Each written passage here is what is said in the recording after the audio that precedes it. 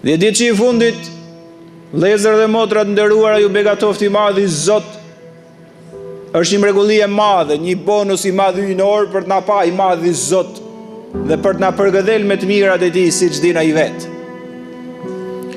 Profeti Muhammed a.s. ka thonë: kërkojeni natën e Kadrit 10 ditëshin e fundit, veçanërisht në netët tek 21, 23, 25, 27, 29.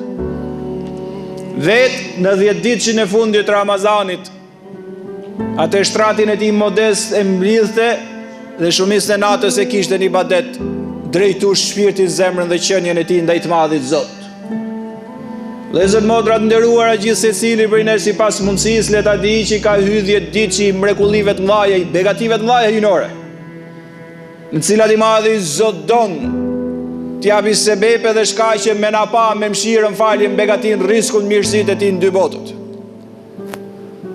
Në këtë 10 ditë të begat, në cilën profeti bonte shumë adhurim, shumë ibadet, veçanti nga ibadeti i madh që ai bonte gjatë gjithë vitit, gjatë gjithë jetës, por në veçanti në 10 ditët e fundit dhe netët e Ramazanit, sepse donte që natën e Kadrit ishte duke madhëruar të plot fuqishmin.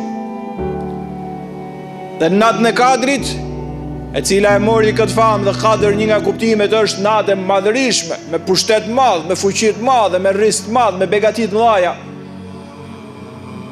Profeti i madh i zbriti suratul Qadr, në të cilën thot: inna anzalnahu fi lailatil qadr. Ta ne zbritëm Kur'anin në natën e Kadrit dhe mori famë Ramazani dhe vetë nata e Kadrit.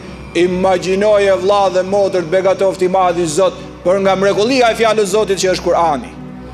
Pra kur zbritin atë natë nga Lauhi Mahfudhi në Beitul Izze, pra në qellin e kësaj dynjaje, dhe pastaj për 23 vjet ke Muhamedi alayhis salam, ky Kur'ani dha famë mujt Ramazanit dhe natës në cilën zbriti që quhet nata e Kadrit.